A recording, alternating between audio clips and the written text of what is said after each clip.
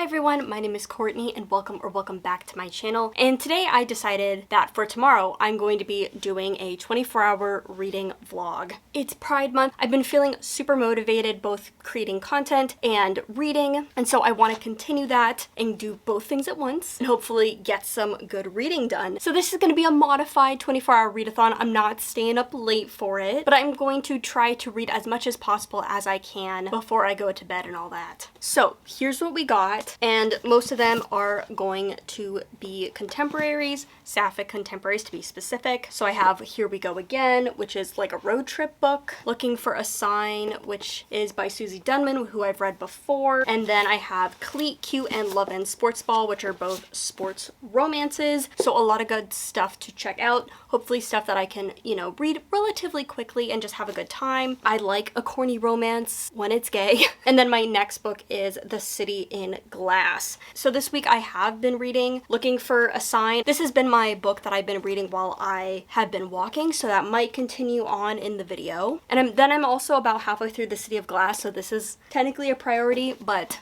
hey, there's a lot of books to read. I might switch it up, we will see, but these are like the tentative picks, so I will see you tomorrow when we start the readathon. It's just about 8 o'clock, and so I'm ready to start this 24-hour reading vlog. I'm extremely tired already because I didn't sleep well last night because my little old man puppy was being a little difficult and a little whiny going to bed, but he had half of his breakfast and he looks like he's gonna go back to sleep now. So now I can go on my hour walk that I do in the morning. Yeah, I'm gonna be listening to my audiobook, which is Looking for a Sign by Susie Dunman, and we can just keep reading from there.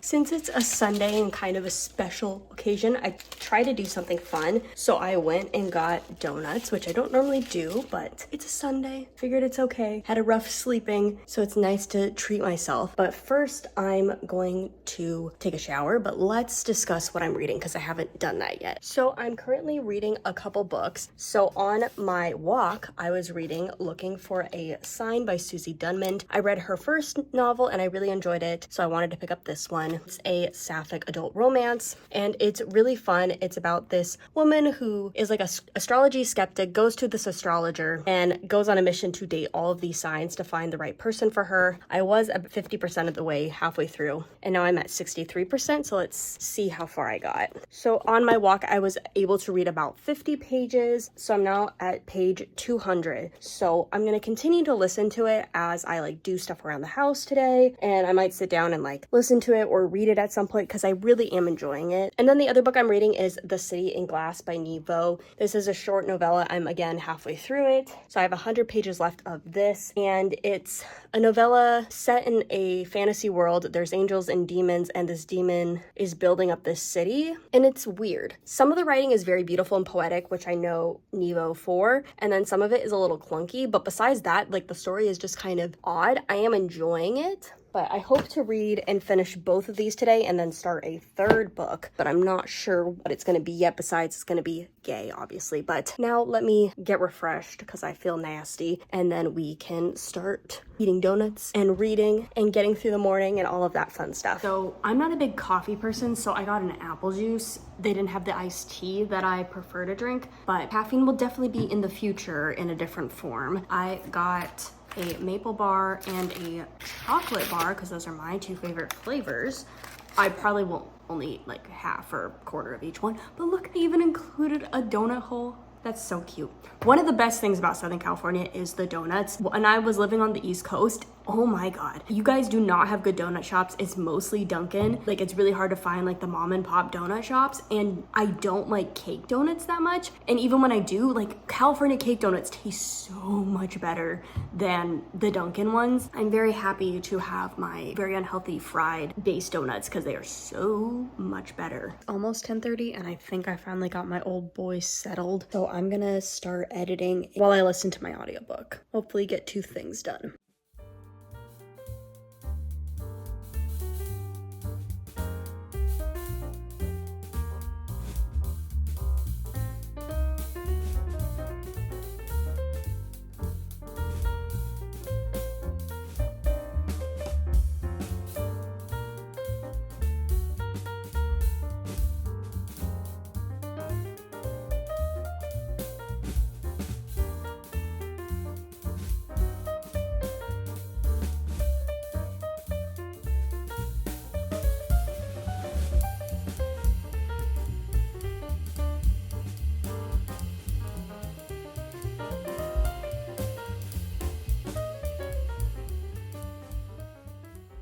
So I have about 2 hours of my audiobook left. It's almost 11:30. I'm starving and I need to get caffeine in my system because I'm already fading. Today might end up in a nap at some point, but I'm gonna eat, hopefully continue doing stuff, maybe take a nap for like an hour, and then just keep plowing through my books. I'll definitely finish at least one today, so let's keep chugging away. But I'm really enjoying it. It's cute, it's sweet. It is a romance technically, and there is a romance aspect to it, but I feel like it's almost more of a coming of age book, or just like a fun contemporary book with like a dash of romance, which is kind of her first book too. It was more about the main character doing stuff and then getting into a bigger journey, but I do like that. I really like it.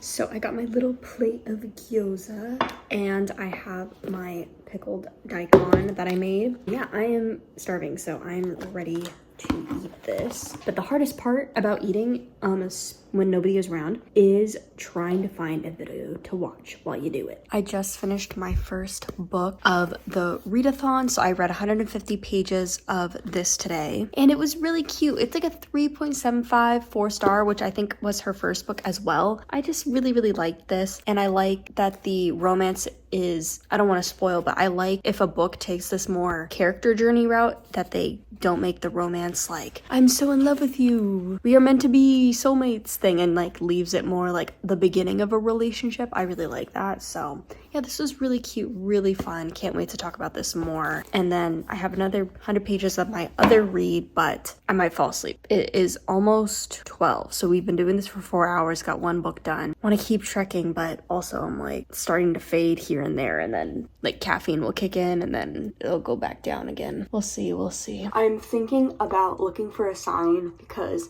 I enjoyed it. It was silly, a little bit predictable. You have to get on board with kind of a silly concept, but I like that in romance. I'm okay with it. I'm pretty forgiving about all of that when it comes to queer romances. We had a lesbian main character who was more on the mask side, more on the butch side, which was nice. Came from a family of very conservative people, so she was reckoning with a lot of that. It was just a lot to enjoy. It was cute. Nice seeing her come into herself. I thought that all the dates were really fun, but you know, I was looking at the Goodreads reviews and it was really weird because it was like, it reminded me of like, Don't You Want You Like a Best Friend, wherein there were like a lot of random negative comments, a lot of random negative reviews, and then mostly like positive normal reviews. And I was trying to get like, why is there so much vitriol for this book? Why are people coming after this book? And reading the comments like, you know, like I want to do. I think some people were just turned off by the author in maybe ways that had to deal with more about themselves than the book itself. Not that their feelings were invalid, but I think people were getting touchy about things that was more of like a personal thing than like the book. But the main thing that I was seeing why people were DNFing it, why people were enjoying it, was because of one comment that the character makes. So basically when they're setting up their dating profile, they're picking their genders with their friend and deciding who they're gonna date. They identify as a lesbian, they've only dated women, they've only been in relationships with women, but they decide to open up their profile to everybody except cis men. And her friend's like, oh, do you still consider yourself a lesbian? Are you changing your identity? And she's like, no, but I'm just, you know, I'm open to dating other genders. And so people were very turned off by this because if you don't know, there's this entire discourse of like lesbian, bisexuals, and I get it. Lesbian is a term for non-men who want to date non-men. And I can get the frustration of reading a character who considers themselves a lesbian, but is willing to go on dates with people that would be considered men, which is trans men. And like, I can get the optics of why that is really frustrating to see on the page. We live in a real world and things get messy with gender. I think that's the whole point of gender and gender expression. You know, it's starting to get really sticky in that. Like I said, I get the whole lesbian dating a trans man thing, but in the real world, there are lesbians who are married who are dating trans men. Like, it is a thing. They consider themselves lesbians and they've fallen in love with a person who is outside the normal gender of what it means to be a lesbian, falling in love with a non-man. And I can think of 2 examples of this that are the most notable, and both of those people were already dating / married to these people, and then their partner transitioned into a man. And that would be N.D. Stevenson, She-Ra and the Princess of Power, and Nimona, who transitioned into a man. And then we also have the author of the book on queer bars, whose partner transitioned into a man. And both of those people, as far as I know, consider themselves lesbians. I don't know about N.D. Stevenson, but I'm pretty sure their partner considers themselves still a lesbian. And I know for a fact, because the author talks about it extensively, considers herself a lesbian who just happens to be married to their one partner who happens to be trans. And so that's where it gets like really tricky, is like there are real examples of women or non-men lesbians. There are examples of people that end up dating outside what the confines of lesbian would typically be and still consider themselves lesbians. And I don't think they're considering themselves the weird pan-lesbian, bi-lesbian thing, but gender expression, especially in lesbianism, is not new. There's like a whole book about it that I haven't read yet, but that I want to, called Stone Butch Lesbian. It's like a very famous book, and like gender expression in the lesbian community and looking more masculine. So like, I get it. I get why you would be turned off by the way that the author put that in there. Maybe they needed more context, but I feel like people are just taking that one comment in bad faith, and I get it. I get why it would be very annoying to see it in a book. When I do a review, I'm definitely going to talk about this so that people can avoid this book if this is something that they don't want to read about. But hey, this is true lesbian discourse. Pride Month is all about seeing the same discourse over and over again until you get super mad that you have to see it every year. Like, do what you gotta do. Don't read a book that's gonna upset you, but there's a little bit of nuance here in our real life. I don't know, but yeah, it's interesting to say the least. I just feel like, especially for books with sapphic and lesbian characters, people they take everything in bad faith. Even when they themselves are queer readers, I feel like sometimes people just get super, I don't want to say picky. I guess they just take everything in the worst possible way they can and are just like very unwilling to engage in text sometimes. I needed a snack, so I'm gonna have I wouldn't say my favorite, but I guess my favorite healthy snack, which is cottage cheese and celery. Get a vegetable in today. Yeah, we're gonna eat this, and I'm gonna watch a little YouTube to take a break from The City in Glass, because it is not dense, but I am struggling through it a little bit. It's not like it isn't good. Like, there's things that are like poetic and beautiful about it. It's almost like vignettes about the past and then the present of her rebuilding this city, this demon rebuilding this city. I like some of it. It's just like, I feel like we're always skipping the part where she's actually building or doing something, so it feels like nothing is happening or like moving forward. I don't know. It's just a weird little book.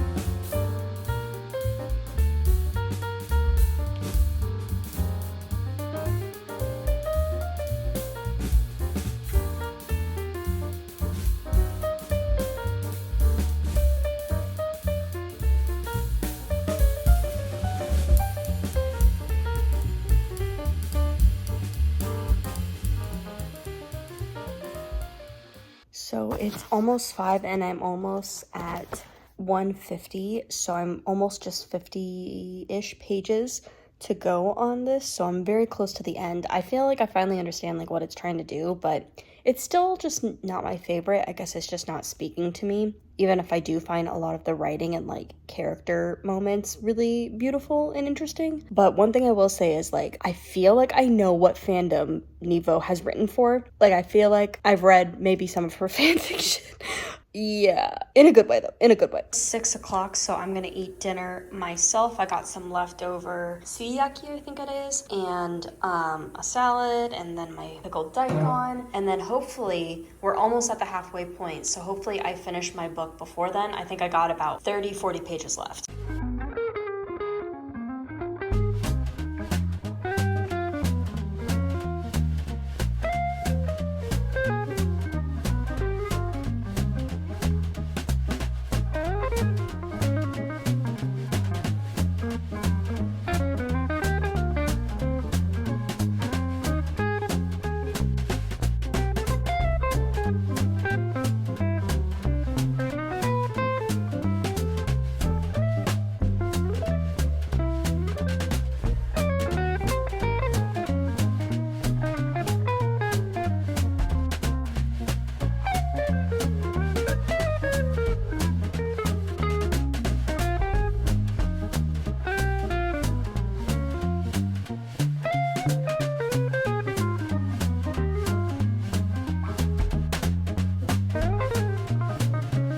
It is 7:20, so not quite the halfway point, and I finished my second book. Yay, this is done.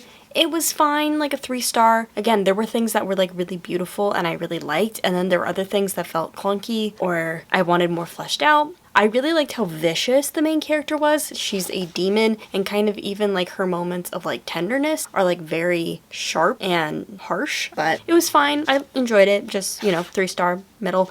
But I've read 2 books and I've read about 300 pages, which is pretty good for me being able to pay attention. So now it's time to pick the next book on the list, which I know what I'm reading because I need to read it for this month. So I don't really get a choice in the matter, unfortunately, but let me go grab it. So for my next pick, I'm gonna be reading Here We Go Again by Alison Cochrane. I read 2 of her books and I really like them, so I am excited to read this. But normally I like to keep switching up what genre I'm reading to kind of get me from slumping. So normally after reading an adult romance, I wouldn't go up and pick another adult romance. So I'm gonna take like a half-hour break, and then maybe at the 8 o'clock mark, we will start reading again. But yeah, I'm just gonna take a little brain break and then get back to reading hopefully very soon. It is 8:30 and I'm really having a hard time focusing.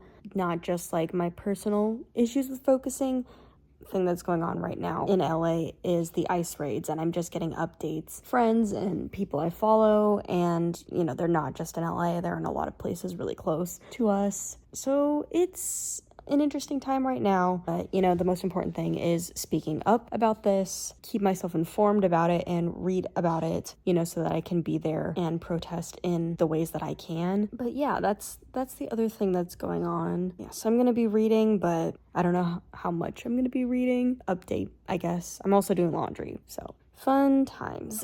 So it's just now 11 and I've gotten through 50 pages of Here We Go Again by Alison Cochrane. So now I can discuss what this book is about. And it's about Logan and Rosemary. It's hard, I'm getting it mixed up because they call each other by their last names. But both of them are like frenemies. So it's dual perspective between Logan and Rosemary, and all we know so far is that they had some falling out in middle school. They became enemies, and now they are co-workers, both English teachers at a high school, at their alma mater high school, and they're both dealing with a lot of stuff. Like, we haven't unwrapped everything, but they're both dealing with a lot of stuff. Rosemary has anxiety. There's something in her past going on, and she's definitely had some issues with her mom. And then we have Logan, who is ADHD and is struggling with stuff and just kind of being kind of like a little bit of a fuckboy, but also just not knowing where to go with her life. They both have a beloved high school English teacher that is dying of cancer, and they are going to be driving him across the country. I'm a sucker for second chance romances. I'm a sucker for friends to lovers. So I'm excited to see where this will go. I'm really enjoying it. I'm just reading slowly right now because I keep getting distracted.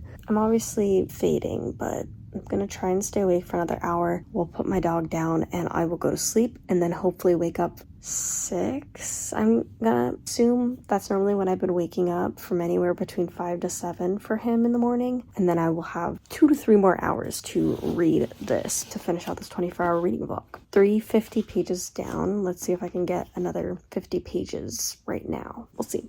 Ollie woke up, so I was only able to read another 20 pages before I had to take him out and then take him to bed. He's in his house now, all locked up for the night, so I'm just gonna stay up, read a little bit more, and just like make sure that he's down and not crying, and then I can go to sleep.